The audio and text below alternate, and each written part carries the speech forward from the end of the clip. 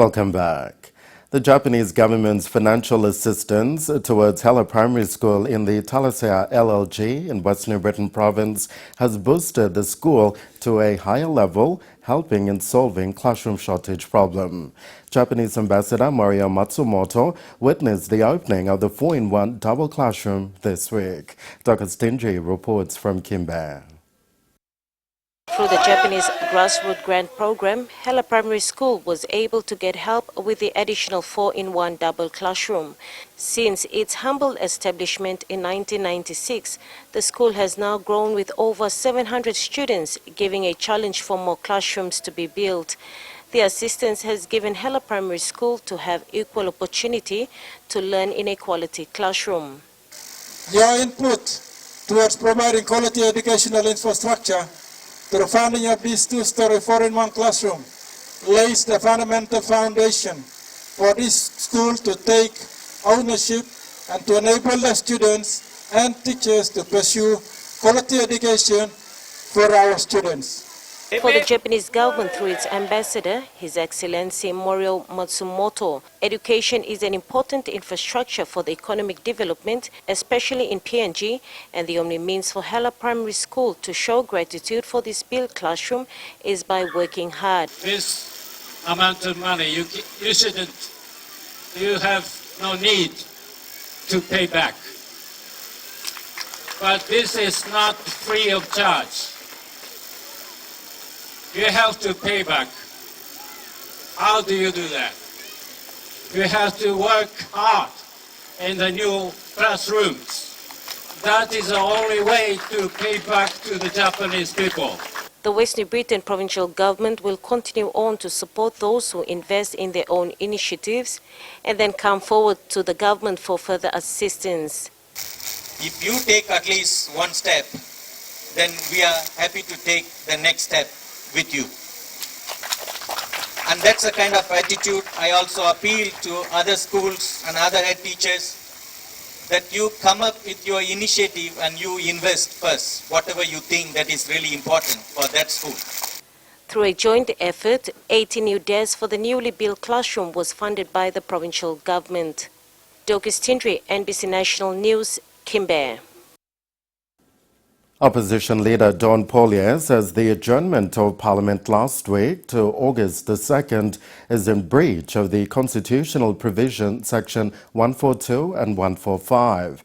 He says an urgent application has been filed with the Supreme Court regarding the adjournment. Mr. Pollier made this known on FM 100 Talkback Show last Friday. Sheila Malkin reports. He said the constitutional provision has been breached when the Parliament was adjourned to avoid entertaining the motion of vote of no confidence. So this court proceedings may file him, order from Supreme Court of Parliament must reconvene. It must be addressed immediately by the courts of Papua New Guinea. The opposition leader said there are so many national issues that needs to be addressed by the Parliament. The government may adjourn him to a long time is an irresponsible act, running away from their responsibility. It is a responsible act, only misleading Parliament, no all Parliament too, only making Parliament long run away, long walk where Papua New Guinea give long. Mr. Pollier said the urgent application filed must be immediately addressed by the court to direct the Parliament to reconvene. The chairman of the committee, which is the speaker or the acting speaker of the committee belong private members' business, only accept him this motion of no confidence. And now, this law, starting process belong Section 142 and 145 belong Constitution. This process must be completed long time where this motion must be entertained. So this grace period belong 12 months before the elections start long 27th of July. So time leader of government business, the government may adjourn him Parliament go along 2nd of August, only breach him this is a constitutional provision. Where only breach him in that only go along period where this motion cannot be entertained. Sheila Malkin, NBC National News, Port Moresby.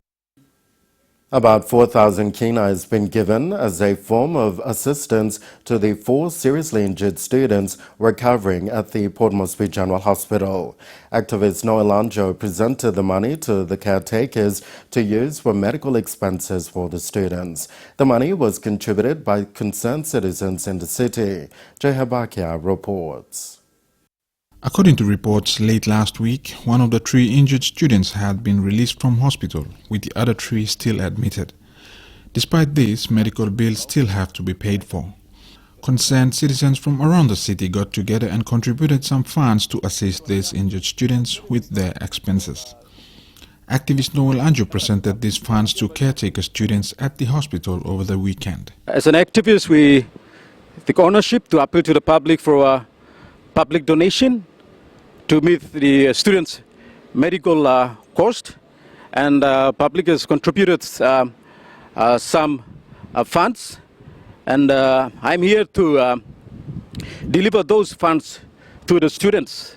I would like to thank the public out there who contributed this 4,000 kina, which will go towards the students' medical expenses. So I think I will give 1,000 kina each to the 4 students. One caretaker student said times are difficult funding-wise, and such contributions are most welcome. He thanked the general public who have kind-heartedly donated these monies for the medical expenses. Further appeal was also made to anyone who was willing to assist. On behalf of those patients that we have, I would like to say thank you for the contribution in such a time. We all know that what has already happened yesterday, and I can't comment on that. I think by now it should be known by everyone. The public is aware of that. And for now, I would like to say thank you for the contribution. I think most of the students are from Harubda province and we don't have families here. But your help, your donation, in little ways is so much to us. The protest issue has at this point in time cooled down, with normalcy returning to Port Moresby.